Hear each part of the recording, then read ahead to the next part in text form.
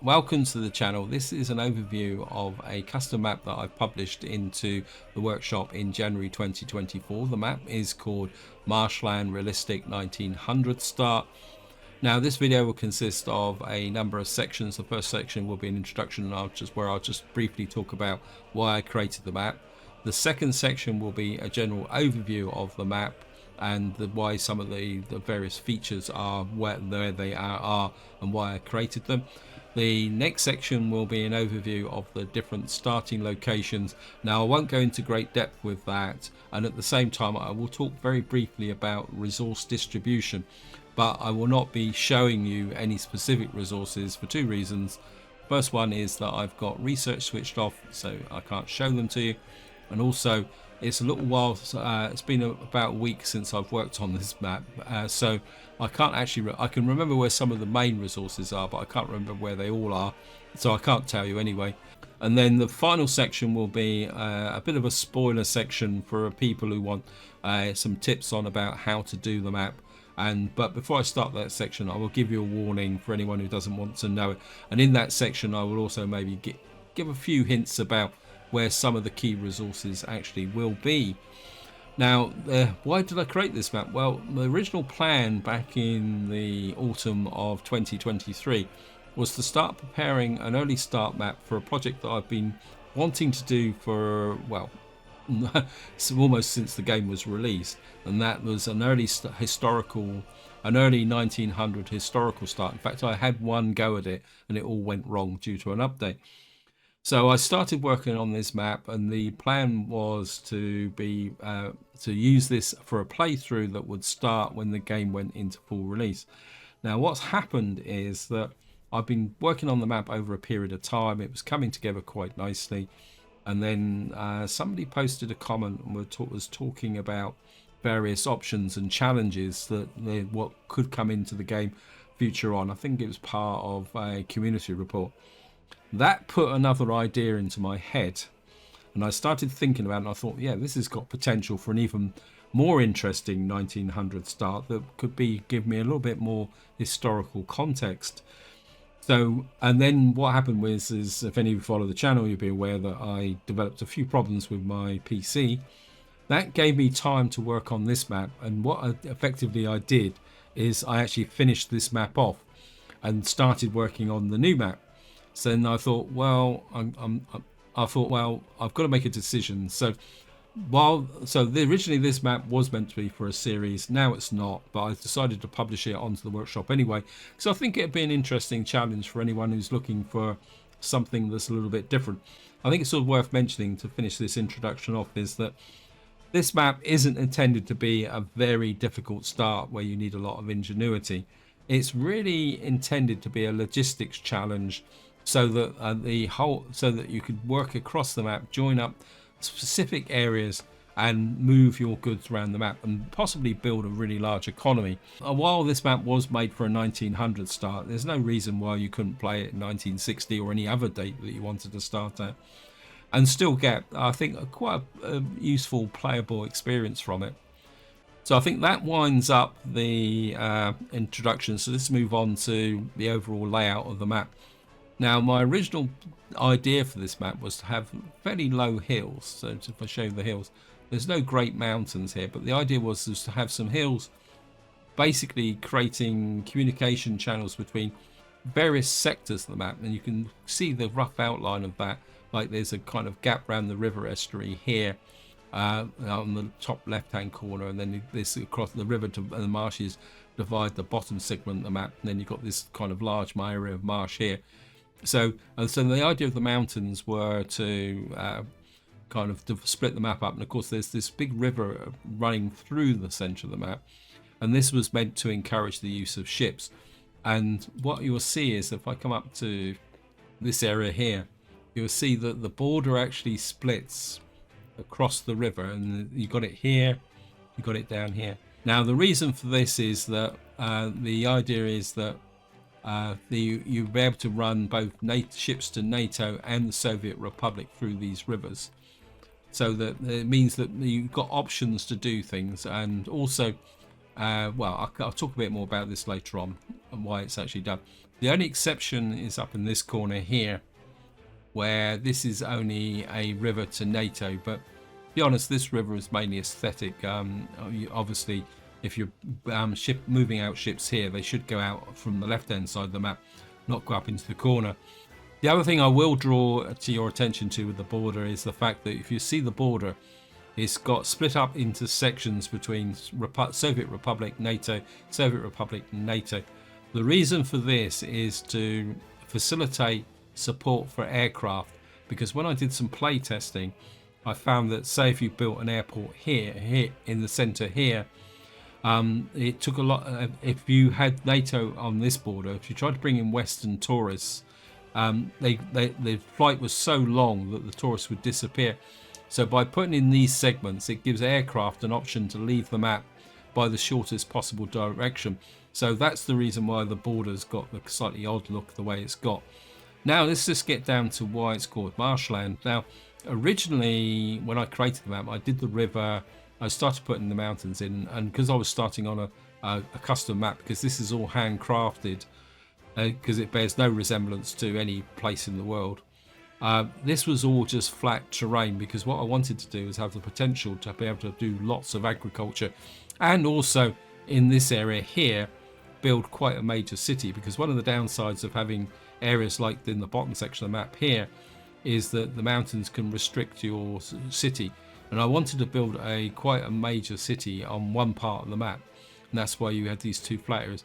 Then I decided that the map looked a bit boring with just mountains and flat areas and a few rivers and a bit of water.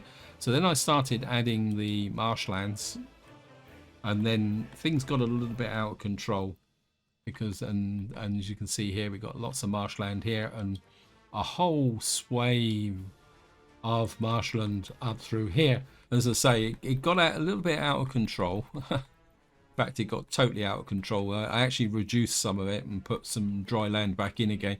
At one point, virtually the map was entirely marshland and hills, with very small areas of terrain. Well, the other feature of the map is that, and the reason why I wanted to keep it relatively flat, is that I've put in various lakes in areas here where you may want to build towns. The reason for this is that with sewage disposal, I wanted to keep the map relatively tidy, and this is the reason why you will find lakes amongst the hills as well. In fact, some of these lakes were actually created by the water feature, because what happens if you use the water feature extensively, it creates depressions by the base of hills, and I thought these looked quite cool. So I've put these in again mainly to support kind of sewage disposal, so that there's more options to build small towns. And then what I put up here was not so much a marsh, it's more of a flooded area. Now what I will say is, for anyone who's looking at this and think, God, all this flat area, it is recoverable. In fact, if I come down to this corner of the map, and the water depth isn't excessive. So if I show you here, not smooth, in the center. Right. You can recover this quite easily, but there are the occasional deep zones which may give a bit of a problem. While the marshland looks intimidating, and it's mainly there for aesthetic, but there's no reason why you can't actually recover the marshland to turn it into farmland. One tip I will give you is it might pay to strike off a little bit higher, say for example here, because sometimes the game, if you don't exactly level the ground, you leave in little bits like this, it can interfere with your farming. Also, there are rocks within the area here as well. So if I show you this, where's the farming? What you'll find sometimes is, well, you can actually, well, so actually put it over the top there. But what you'll find sometimes is, if you find areas where there's rock being painted, it will actually affect the map itself. So that's the general overview and the purpose of the map. And as I say, it was designed to be logistics. The roads are just really there to kind of add a little bit of flavor to the map. There's no purpose, and also suggests crossing points. Now, one big feature of this map is that there is no external power because it was originally developed for 1900, and of course there was no national grid in 1900. So all the starting locations will require the development of individual power. So, and again, that's another reason why these are often located close to water, with the exception of the one at the top, so that you could use water wheels. The one at the top is meant to be a slightly different type of challenge if you want it. And I think that's the key thing about what I'll talk about in the next section on towns, is each of these towns is designed to give a little bit of a challenge from that point of view. And of course now, since the last update, there's no reason why, if you do the research, you can't actually put a power grid in. And of course, if you were playing without research enabled, you can actually turn the research off. In fact, I think I'll just do it as a quick demo. You come up to settings. So if you're looking for a game that's a bit easier, if you disable research, actually it could be interesting to see if you can actually do this. Never tried this. Yeah, foreign power connector. So say for example you want to put power in down here.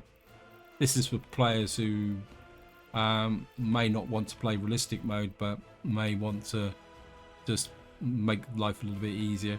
And then what you can do is, why can't I? Okay, let me just zoom in. For some reason the gazoom won't work, and what you can do then is you can just put the connector in just like that. And then, well, I've got auto build on, but you can either build it manually or do it. So if you do want a power connector, you can put one on. That also applies to pipeline connectors. So you can add a power connection should you need to. It's totally up to you. You can play it any way you want. And say that also applies to pipelines. Where is it? There it is. You can put a foreign pipeline connector in if you want as well. So you can customize the map according to your needs if you want to a different start. I think that covers the general layout of the map, because I don't want to go into too much difference. I mean, it's not that thing. What I'm going to do now is move on and talk about the different starting locations. And I'm going to start with the position where I was going to start the map. This is a border connection called Woodvale. It's a small custom shed, but the feature of this area, and the reason why I was going to start in this area, is because there's various opportunities to develop a more traditional 1900 type community here, which would be farmland spreading out into the marshes here.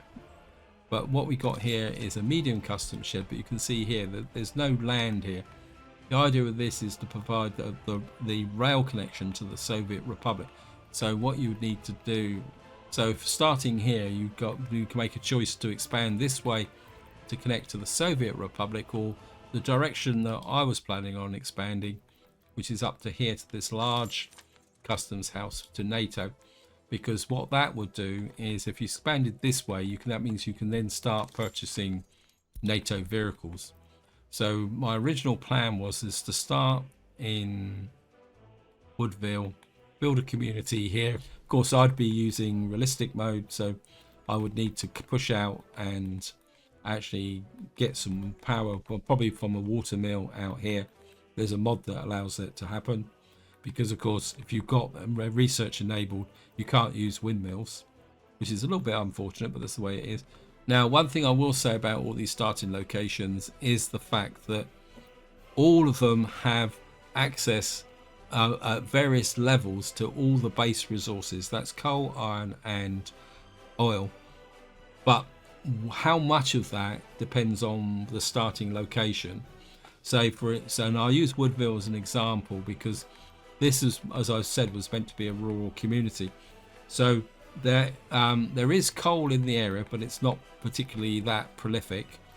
There's also iron in here, but there's only a very small amount of iron, but enough to get a very basic iron industry. You're not going to build a major iron industry here. So if you're starting in 1960 and you want to build a steel mill, Woodville would not be your position for starting.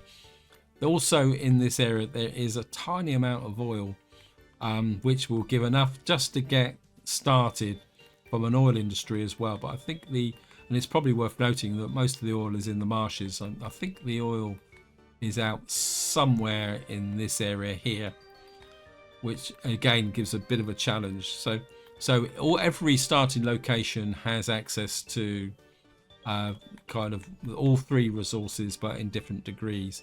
I say Woodvale probably is the one that has, you could say, low to medium access to the three base resources, and because it's meant to be an agricultural community, but of course it's got the plus side. It's got powerful connection to NATO, which can be connected up with rail, and also there. So it's got plenty of support for providing exports to the border.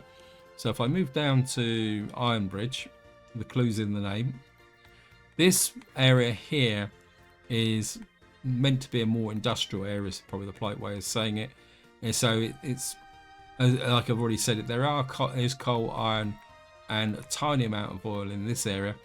But the main feature of this area is the river. And the idea behind this starting location would be to build a port for export purposes, because of course this medium kind of customs shed would get overloaded quite quickly. And of course, because you can go to NATO, it means that you can import the vehicles in by ship. So that is very much Ironbridge. I put a cathedral in. The reason I put these cathedrals in is again from the 1900 perspective, is that because you'll be starting with wagons, you can't really build the town that far away from the border, not without having massive logistics problems. So what I did is I put these in as a suggestion for where you would want to build your first town. Plus, I think religion, because of a 1900 start, having some religion in the game is, well, just interesting. There's also, I probably didn't show it to you, and you can see here Woodville's got a little church here, which will give a suggested starting location for the village here. And up the top here we've got a large Soviet customs shed.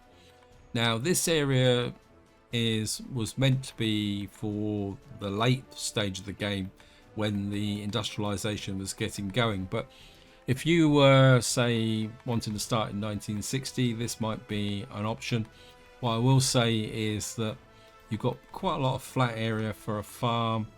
There's a tiny amount of oil is somewhere in the area, and there's kind of similar to Woodvale, there's low to medium range coal and iron within a reasonable distance, but you would have to, for a 1900 start, it would be a bit more of a challenge.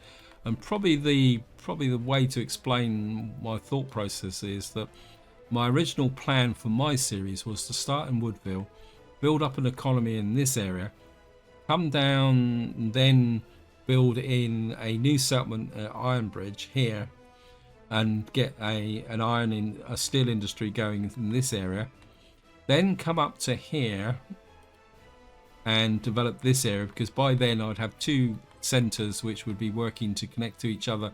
That would give the momentum to come in here, build a fairly large town, kind of mid-game town in this area, which would represent, well, the original idea was to represent the rapid expansion of the Soviet Republic in the post-Second World War area.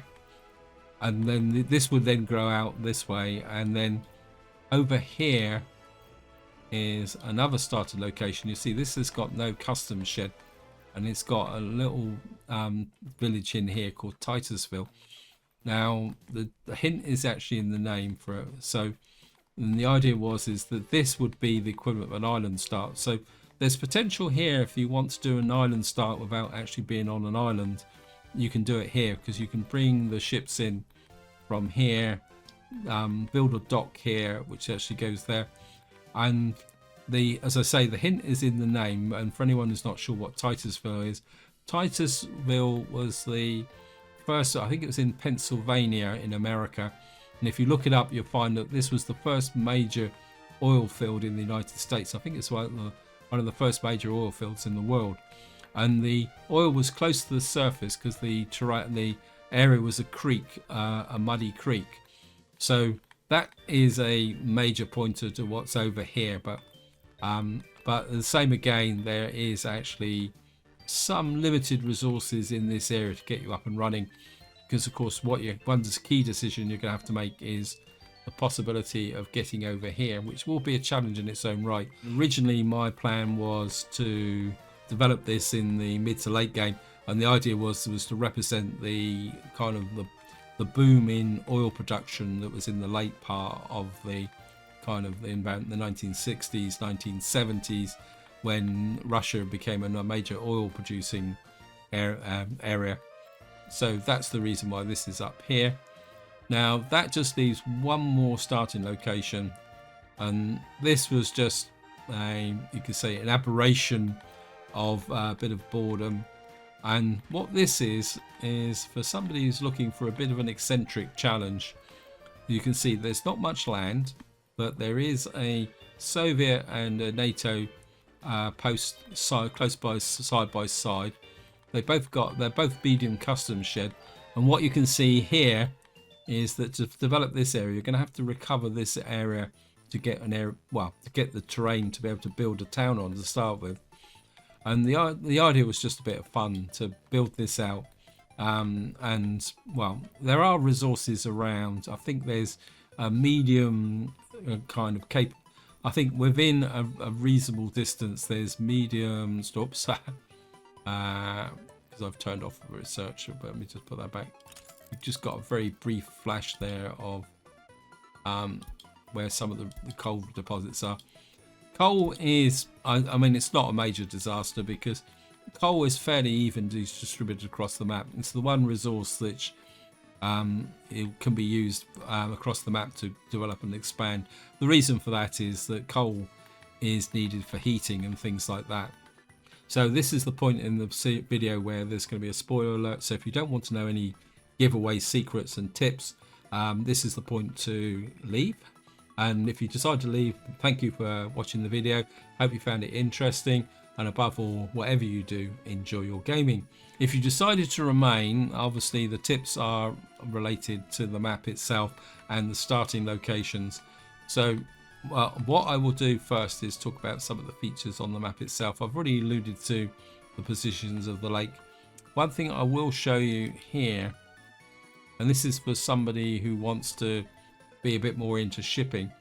What I've actually built here is a kind of river hidden in the marsh. So I think it comes up here. I think you can follow it with the deep water. It's not a straight river. There's also a little bit of a church in the middle of here, kind of acting as an indicator. And what this river does is it kind of wanders up through here, up to quite a big lake here. And then it kind of wanders out through here, and then it breaks into this area here. And the idea is that if you want to use shipping to move some of your resources up to say this part of the map, there's an option to do it. And of course, if necessary, you could cut a channel up to here. So there is potential to expand your shipping lines relatively easily because the channel's been dug. You just got to find it. So that is one of the kind of main map features. I don't think there's much else in the way of map features. They're all relatively self-evident. What I will say is that if you want to push through here with towns, there are resources around in these valleys and even down in this area which will support the development of small communities or a major city as respect to this area. So the distribution of the resources, once you actually know where they are, is intended to support a fairly rapid expansion across the map. So again, if you want to start in the 1960s and you want to expand relatively quickly, what I would suggest is that you do come down to here, go to research, go all the way down. Where is it? I've gone too far, I think. There it is. And what you need to do is do these two researches. This doing geological mapping actually unlocks oil, iron and coal. But of course what you can do is actually survey.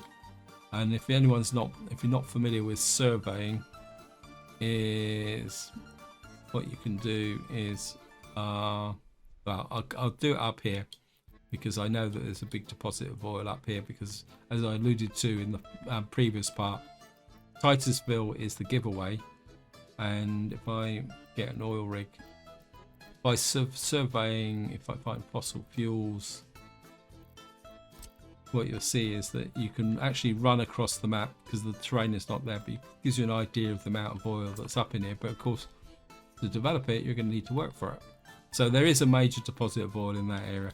So as I said, there are spoilers in this area, but you've got to get to it. So you can survey. One tip I will say is that bulk sites, again, I can't remember where the bulk site is only very small dots. So there is all the resources on the map, but the bulk site might be a bit difficult to see. That also applies to what I alluded to with the various starting locations, especially some of the oil, say down in this area of Ironbridge. There is a very small oil deposit in this area. Again, I can't remember where it is, but you will probably need to have the map this size to be able to see the small dots, because there's only about enough oil for 2-3 pumps. So you're not going to be able to build a major oil industry from it. And this is that's the consequence of planning for a 1900 start. So I've kind of given away the secret of Titusville. Ironbridge, as the name suggests, means that there are iron deposits in this area. To be honest, I can't remember if the iron is in this direction or up in this direction. And I think, just to give you a clue, I think the coal is in this direction, and there's a fairly kind of, I wouldn't say massive deposit, but there's a medium-sized deposit in coal in this area somewhere, I think. Don't quote on me on it. As I say, do the research.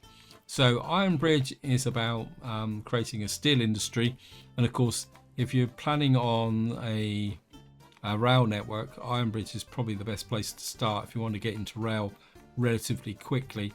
The alternative is that, which would be a slightly slower start with respect to rail, is up here, but there is an iron deposit relatively close by. So again, if you're looking to get in and start to put together things relatively quickly, and you want to build a more extensive rail network, this might be the starting location. I think this place I haven't actually put a thing. Now, one tip I will say is that if you look at this very quickly, what you will see is that there's no water close by.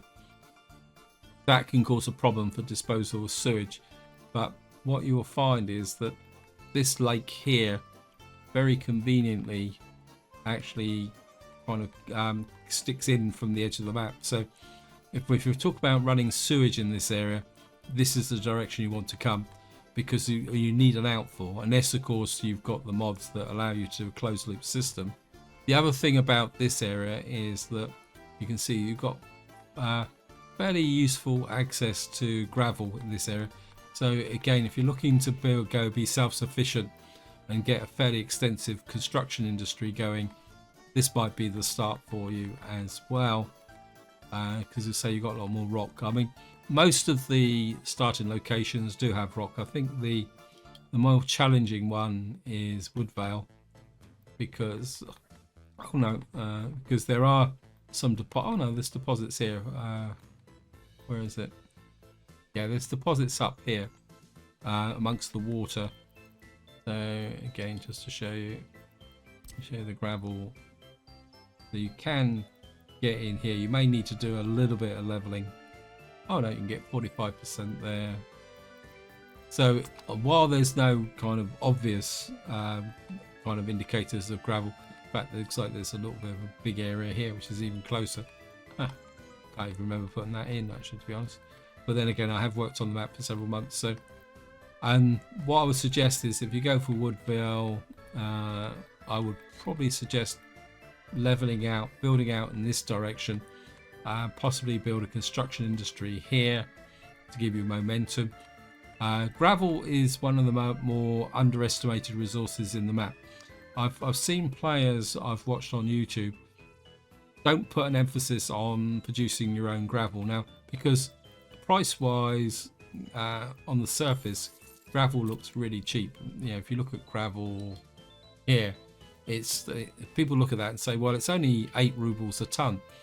But especially if you're playing in realistic mode, gravel is one of these resources where you use vast quantities of all the time, especially when you get into producing prefabs and other buildings. So gravel is one of these resources that look cheap but can get expensive very, very quickly, based purely on the sheer amount of consumption that you're going to use. Another one is coal. Getting a coal mine up and running and being able to produce your own coal for heating and everything is, again, it's something that I feel some players don't put enough emphasis on, because again, just to show you, coal comes in at about 12 rubles a ton. Again, it doesn't sound very much, but the sheer amounts of coal that you're going to be burning, that value mounts up incredibly quickly. And another quick return to gravel is that once you start laying out extensive road networks, you can actually it can actually mount up quite considerably. Because say, for example, if I build a gravel road here, I've got auto purchase on. Yes, I have. Okay, turn off auto purchase. This road, you can see here, this road is 481 meters long, and it needs 160 tons of gravel. So as soon as you get a gravel industry up and running, the better it is. Anyway, I'm kind of gotten into a bit of a digression here. I can't think of any other major tips that I can give you beyond the river. What I would suggest is, and again, there's a kind of the way that this was actually built, is there's a kind of section of marsh here, which is meant to look like an obstacle, but in fact, it's, if you're looking for a rail network, this is your gateway through. And again, I think there's some key resources in this area as well. I think it might be coal, but it could be iron. But this is your gateway to joining the top up here. Also, if you really want to get out and do the oil fields, this is probably the way through it, because you can just follow the river through. But of course, there's always the option to be able to use ships as well to move the oil about, or even aircraft if you get into the late game.